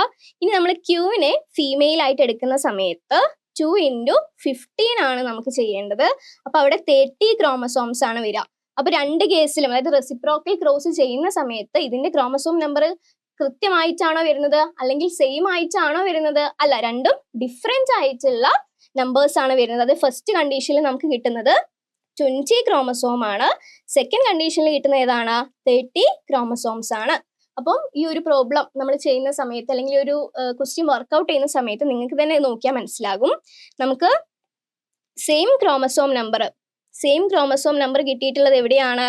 ഒന്ന് ഇതാ നമ്മുടെ എംബ്രിയോ ചെയ്ത സമയത്താണ് സെയിം ക്രോമസോം നമ്പർ കിട്ടിയിട്ടുള്ളത്. അത് എത്രയാണ്? 25 ആയിരിക്കും ഇവിടെ കിട്ടിയിട്ടുള്ള ക്രോമസോം നമ്പർ എന്ന് പറയുന്നത്. ബാക്കിയുള്ള ഏത് കണ്ടീഷനിലേക്ക് പോകും? എൻഡോസ്പേമിന്റെ കേസിൽ പോകുമ്പോൾ പിയുടെ വാല്യൂന്റെ സമയത്ത് 13 ആയിരിക്കും. അത് ക്യൂ ആയിരിക്കുന്ന സമയത്ത് എന്തായിരിക്കും? വീണ്ടും വ്യത്യാസം വരുന്നുണ്ട്. അപ്പൊ ഇതിന്റെ കറക്റ്റ് ആൻസർ എന്താന്ന് മനസ്സിലായില്ലേ? കറക്റ്റ് ആൻസർ ഏതാണ് വരുന്നത്? എംബ്രിയോ ആണ് കറക്റ്റ് ആൻസർ ആയിട്ട് വരുന്നത്. അപ്പൊ ഇങ്ങനെയാണ് ഈ ഒരു ക്വസ്റ്റ്യൻ നിങ്ങൾ വർക്ക്ഔട്ട് ചെയ്യേണ്ടത്. ഓരോന്നിന്റെയും ഫ്ലോയിഡ് നിങ്ങൾക്ക് മനസ്സിലാവണം. പിന്നെ ക്രോസും, അതായത് പിയും ക്യൂവും നമ്മൾ പാരന്റ്സ് തമ്മിൽ മാറ്റിയിട്ടാണ് നമ്മൾ എന്ത് ചെയ്യുന്നത്? ക്രോസ് ചെയ്യുന്നത്. അപ്പൊ ആ കാര്യങ്ങൾ മനസ്സിലേക്ക് വന്നാൽ ഈ ഒരു ആൻസർ പെട്ടെന്ന് നിങ്ങൾക്ക് ആൻസറിലേക്ക് എത്താൻ വേണ്ടി പറ്റും. കൺഫ്യൂഷൻ ഒന്നും ആവേണ്ടതിന്റെ ആവശ്യമില്ല. അപ്പം ഈ ഒരു ആൻസർ എന്ന് പറയുന്നത് ഇവിടെ കറക്റ്റ് ഓപ്ഷൻ എന്ന് പറയുന്നത് സി ആണ്. ക്ലിയർ ആയല്ലോ? ഓപ്ഷൻ സി എംബ്രിയോ ആണ് ഇവിടുത്തെ കറക്റ്റ് ആൻസർ. യെസ്. അടുത്തൊരു ക്വസ്റ്റ്യൻ എന്ന് പറയുന്നത്, അടുത്ത ക്വസ്റ്റ്യൻ ഏതാണ്? Which of the following is not derived from the epidermal cell layer in plants? അതായത് തന്നിരിക്കുന്നതിൽ ഏതാണ് എപ്പിഡെർമസിൽ നിന്നും ഫോം ചെയ്യാത്തത് എന്നാണ് ചോദിച്ചിട്ടുള്ളത്. Not derived from epidermal cells എന്നാ പറയുന്നത്. അപ്പൊ തന്നിരിക്കുന്നത് ആരൊക്കെയാ തന്നിരിക്കുന്നത്? ട്രൈക്കോംസ് തന്നിട്ടുണ്ട്, കാസ്പാരിയൻ സ്ട്രിപ്പ് തന്നിട്ടുണ്ട്, ബുളിഫോം സെൽസ് തന്നിട്ടുണ്ട്, സബ്സിഡറി സെൽസ് തന്നിട്ടുണ്ട്. അപ്പൊ നമ്മളോട് ചോദിച്ചിരിക്കുന്നത് എന്താണ്? ഇതിൽ ഏതാണ് എപ്പിഡെർമിസിൽ നിന്നും ഫോം ചെയ്യാത്തത്? ഓപ്ഷൻസ് ഏതൊക്കെയാണ്? ഫസ്റ്റ് വൺ തന്നിരിക്കുന്നത് നമ്മുടെ ട്രൈക്കോം ആണ്. ദെൻ ട്രൈക്കോം തന്നിട്ടുണ്ട്. രണ്ടാമത്തായിട്ട് തന്നിട്ടുള്ളത് കാസ്പാരിയൻ സ്ട്രൈപ്സ് തന്നിട്ടുണ്ട്. മൂന്നാമത്തതായിട്ട് ബുളിഫോം സെൽസ് തന്നിട്ടുണ്ട്. നാലാമതായിട്ട് നമുക്ക് സബ്സിഡറി സെൽസ് തന്നിട്ടുണ്ട്. ഇത്രയാണ് നമുക്ക് തന്നിട്ടുള്ള ഓപ്ഷൻസ്. ക്വസ്റ്റ്യൻ എന്താ തന്നിട്ടുള്ളത്? ഈ തന്നിരിക്കുന്നതിൽ ഏതാണ് എപ്പിഡെർമിസിൽ നിന്നും ഫോം ചെയ്യാത്തത്? ഫോം ചെയ്യുന്നത് നല്ല ക്വസ്റ്റ്യൻ, ഫോം ചെയ്യാത്തത്. അപ്പം എപ്പിഡെർമിസ്, ട്രൈക്കോമിലേക്ക് വരാം. എന്താണ് ഈ ട്രൈക്കോംസ്? ഈ ട്രൈക്കോംസ് എന്ന് പറയുന്നത് എപ്പിഡെർമിസിൽ നിന്നല്ലേ ഫോം ചെയ്യുന്നത്? ആണ്. അതായത് എപ്പിഡെർമിസിൽ നിന്നും ഫോം ചെയ്യുന്ന ഒരു ഔട്ട്ഗ്രോത്ത് തന്നെയാണ് എന്തെന്ന് പറയുന്നത്? നമ്മുടെ ട്രൈക്കോംസ് എന്ന് പറയുന്നത്. അപ്പം ട്രൈക്കോം ഇവിടെ എന്താണ്? ശരിയായിട്ടുള്ള ഓപ്ഷൻ ആണ്. അതായത് എപ്പിഡെർമിസിൽ നിന്നാണ് ആര് ഫോം ചെയ്യുന്നത്? നമ്മുടെ ട്രൈക്കോം ഇവിടെ ഫോം ചെയ്യുന്നത്. കറക്റ്റ് ആണ്. Then casparian strips. ഈ കാസ്പാരിയൻ സ്ട്രിപ്സ് നിങ്ങൾ എവിടെ കേട്ടിട്ടുള്ളത്? അത് എപ്പിഡെർമിസിന്റെ ഭാഗമായിട്ട് എവിടെയെങ്കിലും നിങ്ങൾ അനാട്ടമിയിൽ പഠിച്ചിട്ടുണ്ടോ? ഉണ്ടാവാൻ ചാൻസ് ഇല്ല. കാരണം കാസ്പാരിയൻ സ്ട്രിപ്സ് ഫോം ചെയ്യുന്നത് ഏതിൽ നിന്നല്ല? എപ്പിഡെർമിസിൽ നിന്നല്ല. പകരം ഏതിൽ നിന്നാണ് ഫോം ചെയ്യുന്നത്? അത് ഏതിൽ നിന്നാണ് ഫോം ചെയ്യുന്നത് ചോദിച്ചിട്ടുണ്ടെങ്കിൽ നമുക്ക് പറയാം ഇറ്റ് ഈസ് ഫോംഡ് ഫ്രം എൻഡോഡെർമിസ്. അപ്പം എൻഡോഡെർമിസിൽ നിന്ന് ഫോം ചെയ്യുന്ന ആളാണ് നമ്മുടെ കാസ്പാരിയൻ സ്ട്രിപ്സ് എന്ന് പറയുന്നത്. അതൊരിക്കലും എവിടുന്ന് ഫോം ചെയ്യില്ല? എപ്പിഡെർമിസിൽ നിന്ന് ഫോം ചെയ്യില്ല. അപ്പം ഇവിടുത്തെ തെറ്റായിട്ടുള്ള നമുക്ക് കിട്ടി. എപ്പിഡെർമിസിൽ നിന്ന് ഫോം ചെയ്യാത്തത് കാസ്പാരിയൻ സ്ട്രിപ്സ് ആണ്. നമുക്ക് രണ്ട് ഓപ്ഷനും കൂടെ ഉണ്ട്, നോക്കിയേക്കാം. First one bulliform cells. ഈ ബുളിഫോം സെൽസ് എന്നുള്ള പേര് കേൾക്കുമ്പോൾ നിങ്ങൾക്ക് എന്താ ഓർമ്മ വരുന്നത്? അല്ലെങ്കിൽ എവിടെയാണത് കാണുന്നത് എന്നുള്ള ഒരു കാര്യം മനസ്സിലേക്ക് വരുന്നുണ്ടോ? ഉണ്ടല്ലേ. അതായത് ബുളിഫോം സെൽസ് എന്ന് പറയുന്നത് നമുക്ക് കാണാൻ പറ്റുന്നത് മോണോകോട്ട് ലീഫിൽ കാണപ്പെടുന്നതാണ് എന്താ? ബുളിഫോം സെൽസ് എന്ന് പറയുന്നത്. ദെൻ സബ്സിഡറി സെൽസ് നിങ്ങൾക്ക് എവിടെയാണ് കാണാൻ പറ്റുന്നത്? അല്ലെങ്കിൽ എവിടെ പഠിച്ചതായിട്ടാണ് നിങ്ങൾക്ക് ഓർമ്മ വരുന്നത്? യെസ്, സബ്സിഡറി സെൽസ് എന്ന് പറയുന്നത് നമുക്ക് എപ്പോഴും നമ്മൾ ബോട്ടണിലൊക്കെ പഠിക്കുന്ന സമയത്ത് ആദ്യമായിട്ടൊക്കെ പ്രാക്ടിക്കലി ചിലപ്പോൾ കണ്ടിട്ടുള്ള സാധനം നമ്മുടെ എന്തായിരിക്കും? സ്റ്റൊമാറ്റ ആയിരിക്കും അല്ലെ. അപ്പൊ സ്റ്റൊമാറ്റ ആയിട്ട് ബന്ധപ്പെട്ടിട്ടുള്ള ഒരു സ്ട്രക്ചർ ആണ് ഏതെന്ന് പറയുന്നത്? നമ്മുടെ സബ്സിഡറി സെൽസ് എന്ന് പറയുന്നത്. സ്റ്റൊമാറ്റ എവിടെയാ കാണപ്പെടുന്നത്? ലീഫിലാണ് കാണപ്പെടുന്നത്. അപ്പൊ ഇവിടെ തന്നിട്ടുള്ളതിൽ ബുളിഫോം സെൽസ് ആരിൽ നിന്ന് ഫോം ചെയ്യുന്നത് തന്നെയാണ്? എപ്പിഡെർമിസിൽ നിന്ന് ഫോം ചെയ്യുന്നതാണ്. സബ്സിഡറി സെൽസും എവിടെ നിന്നാണ് ഫോം ചെയ്യുന്നത്? സബ്സിഡറി സെൽസും ഫോം ചെയ്യുന്നത് നമ്മുടെ എപ്പിഡെർമിസിൽ നിന്നാണ്. അപ്പൊ തന്നിരിക്കുന്ന ഓപ്ഷനിൽ തെറ്റായിട്ടുള്ള ഓപ്ഷൻ ഏതാണ്? നമ്മുടെ കാസ്പാരിയൻ സ്ട്രിപ്സ് തന്നെയാണ്. It is formed from endodermis, not from epidermis. Answer കിട്ടിയല്ലോ. അപ്പൊ ക്വസ്റ്റ്യനിൽ ആൻസർ ഏതാ വരുന്നത്? Casparian strips from rice root. So B is the correct answer. Moving to the next question. Question ഇതാണ്, which of the following statements about meiosis in sexually reproducing plants is incorrect? Questions നന്നായിട്ട് വായിക്കുക. Incorrect ആണെന്നൊക്കെ നിങ്ങൾക്ക് മനസ്സിലാവും, കാരണം ബോൾഡാക്കി തന്നിട്ടുണ്ട്. പക്ഷെ അതല്ല, which of the following statements about meiosis in sexually reproducing plants. അതൊരു ട്രിക്കി ആയിട്ടുള്ള ഒരു ക്വസ്റ്റ്യൻ ആയിട്ടാണ് വന്നിട്ടുള്ളത്. നിങ്ങൾ ആ പ്ലാന്റ്സ് മനസ്സിൽ കിട്ടാണ്ട് വേറെ എന്തെങ്കിലുമൊക്കെ വിചാരിച്ചാൽ നിങ്ങൾക്ക് ചിലപ്പോൾ ആൻസറിലേക്ക് എത്താൻ പറ്റില്ല. നമുക്ക് എന്ത് ചെയ്യാം, ഓപ്ഷൻസിലേക്ക് പോവാം. അപ്പൊ ഓപ്ഷൻസ് പോകുന്ന സമയത്ത് ഫസ്റ്റ് ഓപ്ഷൻ എന്താണ്? The four products of meiosis are genetically different. അതായത് മിയോസിസ് എന്ന് പറയുന്ന ഒരു പ്രോസസ്സ് നടന്നു കഴിഞ്ഞാൽ നമുക്കറിയാം ഉണ്ടാകുന്ന പ്രൊജനീസ് അല്ലെങ്കിൽ ഡോട്ടർ സെൽസ് എന്ന് പറഞ്ഞാൽ എന്തായിരിക്കും? അത് ജെനറ്റിക്കലി ഡിഫറെന്റ് ആയിരിക്കും. അപ്പൊ അത് കറക്റ്റ് സ്റ്റേറ്റ്മെന്റ് അല്ലേ? യെസ്, ഇത് കറക്റ്റ് ആയിട്ടുള്ള ഒരു സ്റ്റേറ്റ്മെന്റ് തന്നെയാണ്. ഇനി ബിയിലേക്ക് വരുന്ന സമയത്തോ, meiotic recombination take place in both males and females. Correct അല്ലേ? കാരണം മിയോസിസ് നടക്കുന്ന സമയത്ത് റീകോമ്പിനേഷൻസ് നടക്കും. അത് പ്ലാന്റ്സിൽ ഫീമെയിൽസിൽ മാത്രമല്ല നടക്കുക, അല്ലെങ്കിൽ മെയിൽസിൽ മാത്രമായിരിക്കില്ല നടക്കുക. രണ്ടിലും കൂടെ നടക്കുന്നുണ്ട്. അപ്പൊ മെയിൽസിലും ഫീമെയിൽസിലും എന്ത് നടക്കുന്നുണ്ട്? മിയോട്ടിക് റീകോമ്പിനേഷൻസ് നടക്കുന്നുണ്ട്. അപ്പൊ ഇവിടെ തന്നിരിക്കുന്നതിൽ ഓപ്ഷൻ എ കറക്റ്റ് ആണ്. അതുപോലെ തന്നെ എന്താണ്? ഓപ്ഷൻസ് ബി കറക്റ്റ് ആണ്. ഇനി നമുക്ക് സിയിലേക്ക് വരാം. In most flowering plants only one of the four products of meiosis survives in female. നമ്മൾ പ്ലസ് ടുവില് ഈ റീപ്രൊഡക്ഷൻ ഇൻ പ്ലാന്റ്സ് എന്നുള്ള ചാപ്റ്റർ ആയിട്ട് ബന്ധപ്പെട്ടുള്ള ഒരു ക്വസ്റ്റ്യൻ ആയിട്ട് നമുക്ക് ഇന്ന് കണക്കാക്കാം. അവിടെ തന്നിട്ടുള്ള മൂന്നാമത്തെ ഓപ്ഷൻ എന്താണ്? In most flowering plants, only one of the four products of meiosis survive in females. അതായത് ഫീമെയിൽ ഗമീറ്റ്സ് ഉണ്ടാവുന്ന സമയത്ത് 4 എണ്ണം ഉണ്ടാകും. അതില് ഒന്ന് മാത്രമായിരിക്കും എന്ത് ചെയ്യുക? സർവൈവ് ചെയ്യുക. ബാക്കിയൊക്കെ എന്തായിട്ട് മാറും? ഡീജനറേറ്റ് ചെയ്ത് പോകും. അതും എന്ത് തന്നെയാണ്? കറക്റ്റ് ആയിട്ടുള്ള സ്റ്റേറ്റ്മെന്റ് ആണ്. നമ്മൾ മോണോസ്പോറിക് ഡെവലപ്മെന്റ് എന്നൊക്കെ പറയുന്നില്ലേ, അതാണ് അവിടെ പറഞ്ഞിട്ടുള്ളത്. അപ്പൊ അതും എന്താണ്? കറക്റ്റ് സ്റ്റേറ്റ്മെന്റ് ആണ്. Then നാലാമത്തത് എന്താ?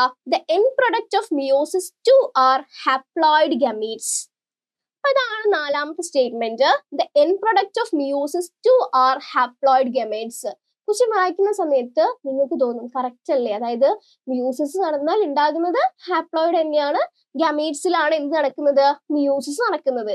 അപ്പൊ തന്നിരിക്കുന്നതിലൊന്നും ഇൻകറക്റ്റ് ആയിട്ടുള്ള സ്റ്റേറ്റ്മെന്റ് ഇല്ലല്ലോ എന്ന് നിങ്ങൾക്ക് തോന്നും.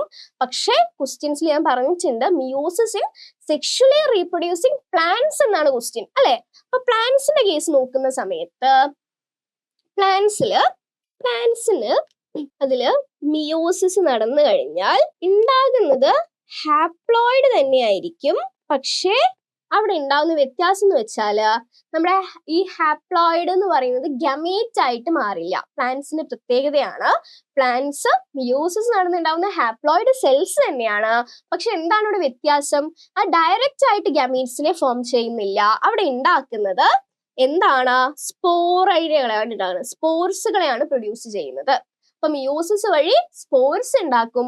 ഈ സ്പോർസിന് മൈറ്റോസിസ് സംഭവിച്ചിട്ടാണ്, ഈ ഓരോ സ്പോർസിനും ഇവിടെ മൈറ്റോസിസ് സംഭവിച്ചിട്ടാണ് ആരുണ്ടാകുന്നത്? ഗമീറ്റ്സ് ഉണ്ടാകുന്നത്. ഓക്കെ, അപ്പൊ എന്താണ്? മിയോസിസ് നടക്കുന്നുണ്ട്, ഹാപ്ലോയിഡ് സെൽസ് ഉണ്ടാക്കുന്നുണ്ട്. പക്ഷെ ഇവിടെ ഹാപ്ലോയിഡ് ആയിട്ടുള്ളത് ഗമീറ്റ് ആയിട്ടല്ല വരുന്നത്. ഡയറക്റ്റ് ആയിട്ട് ഗമീറ്റ് ഫോർമേഷൻ അല്ല ഇവിടെ നടക്കുന്നത്. ഫസ്റ്റ് ആരെ ഉണ്ടാക്കുന്നത്? സ്പോർസ്. ഈ സ്പോർസിന് പിന്നീട് മൈറ്റോസിസ് സംഭവിച്ചിട്ടാണ് ആരുണ്ടാക്കുന്നത്? ഗമീറ്റ്സിനെ ഉണ്ടാക്കുന്നത്.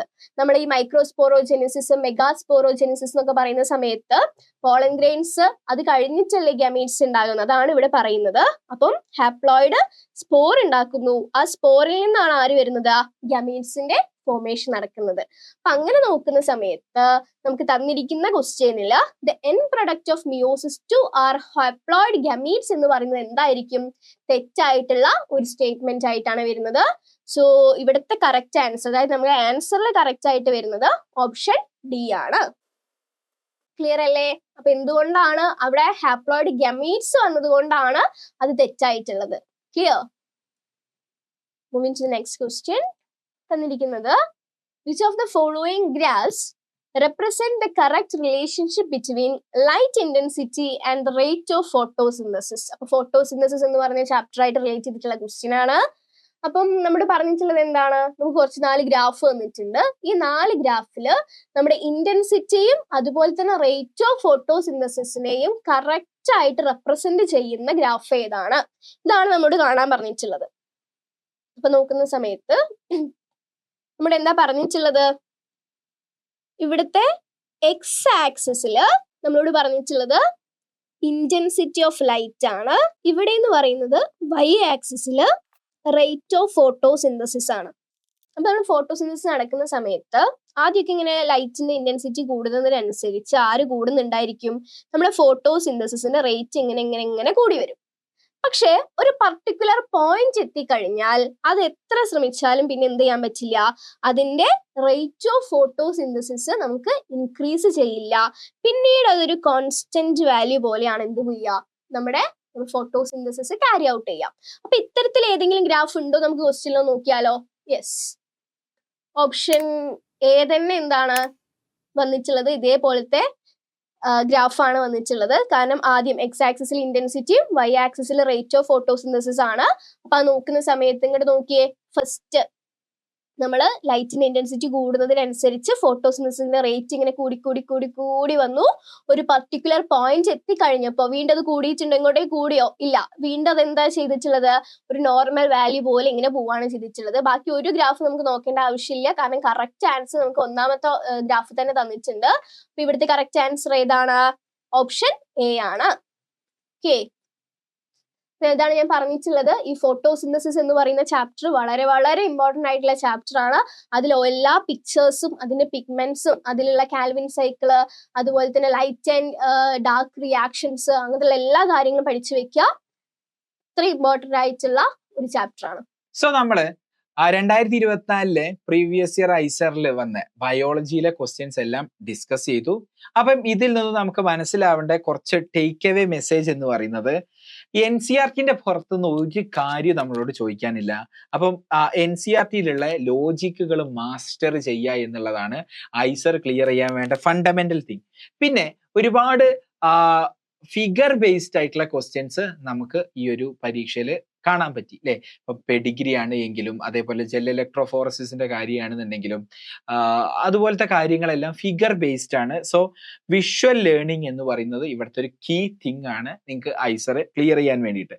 പിന്നെ ജെനറ്റിക്സിൽ നിന്നും ഫിസിയോളജിയിൽ നിന്നും നല്ല വെയിറ്റേജ് ഉള്ള ക്വസ്റ്റ്യൻസ് ഉണ്ടായിരുന്നു. ഫിസിയോളജി ഒക്കെ കമ്പൈൻ ചെയ്തിട്ട് പഠിക്കേണ്ടതായിട്ടുള്ളതിന്റെ അത്യാവശ്യവും നിങ്ങൾ ഇവിടെ മനസ്സിലാക്കുക.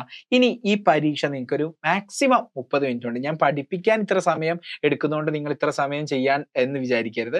30 മിനിറ്റ് കൊണ്ട് നിങ്ങൾക്ക് ബയോളജി തീർക്കണം. എങ്കിൽ മാത്രമേ നിങ്ങൾക്ക് മാത്സിനും ഫിസിക്സിനും ടൈം ബാക്കി ഉണ്ടാവുള്ളൂ. അപ്പൊ ആ ഒരു ടൈം മാനേജ്മെന്റ് സ്ട്രാറ്റജി ഒക്കെ ഇതുപോലെ തന്നെ നിങ്ങൾ പ്രീവിയസ് ഇയർ ക്വസ്റ്റ്യൻ ചെയ്യണം. അല്ലാതെ PDF ഡൗൺലോഡ് ചെയ്തിട്ട് നിങ്ങൾ ചെയ്യരുത്. ആൻഡ് അതിന് പുറമെ 10 പ്രീവിയസ് ഇയർ ക്വസ്റ്റ്യൻസും ചെയ്തതിന് ശേഷം നിങ്ങൾ ഇതേപോലെ നമ്മുടെ മോക്ക് ടെസ്റ്റുകളും ചെയ്ത് നോക്കുക. അപ്പോൾ മോക്ക് ടെസ്റ്റിലേക്കൊക്കെ ഉള്ള ലിങ്ക് ഞാൻ താഴെ ഡിസ്ക്രിപ്ഷനിൽ കൊടുക്കുന്നുണ്ട്. അപ്പോൾ ഫ്രീ ആയിട്ടുള്ള മോക്ക് ടെസ്റ്റ് ഒക്കെ ഉണ്ട്. അതൊക്കെ നിങ്ങൾ ചെയ്ത് അടിപൊളിയായിട്ട് പരീക്ഷ എഴുതാൻ പോവുക. ആൻഡ് സ്റ്റേറ്റ്മെന്റ് ക്വസ്റ്റ്യൻസും കുറച്ച് വന്നതായിട്ട് നമുക്ക് കാണാൻ സാധിക്കും അല്ലേ. അപ്പൊ നമ്മുടെ സ്റ്റോമോ കോഡ്, നോട്ടോ കോഡ് അതുപോലത്തെ കാര്യങ്ങളൊക്കെ ഒരു സ്റ്റേറ്റ്മെന്റ് ആയിട്ടുള്ള ചെറിയ ട്വിസ്റ്റ് ഒക്കെ ഉള്ള സ്റ്റേറ്റ്മെന്റ് ക്വസ്റ്റ്യൻസും നമുക്ക് ഇതിൽ കാണാൻ സാധിക്കും. അപ്പം 2024 കംപ്ലീറ്റ് ബയോളജി ക്വസ്റ്റ്യൻസ് നമ്മൾ ഡിസ്കസ് ചെയ്ത് കഴിഞ്ഞു. അപ്പൊ ഇതുപോലെ എല്ലാ ക്വസ്റ്റ്യൻ പേപ്പറും നിങ്ങൾ സ്വയം സോൾവ് ചെയ്ത് നോക്കുക. നമ്മളുടെ സൊല്യൂഷൻ കാണുന്നതിന്റെ മുന്നേ നിങ്ങൾ വെബ്സൈറ്റിൽ പോയിട്ട് നിങ്ങൾ സ്വയം ചെയ്ത് നോക്കുക. സ്വയം ചെയ്ത് നോക്കിയിട്ട് നിങ്ങളുടെ മിസ്റ്റേക്കുകൾ എന്തൊക്കെയാണെന്ന് മനസ്സിലാക്കുക. എന്നിട്ട് മാത്രം സൊല്യൂഷൻസ് കാണുക. അപ്പൊ നിങ്ങളെ അടുത്ത വർഷം ഒരു ഐസറിൽ കാണാൻ പറ്റട്ടെ എന്നുള്ള ആശംസയോട് കൂടിയിട്ട് താങ്ക്സ് ഫോർ വാച്ചിങ്. അടുത്തൊരു വീഡിയോയിലൂടെ നമുക്ക് വീണ്ടും കാണാം. Bye bye.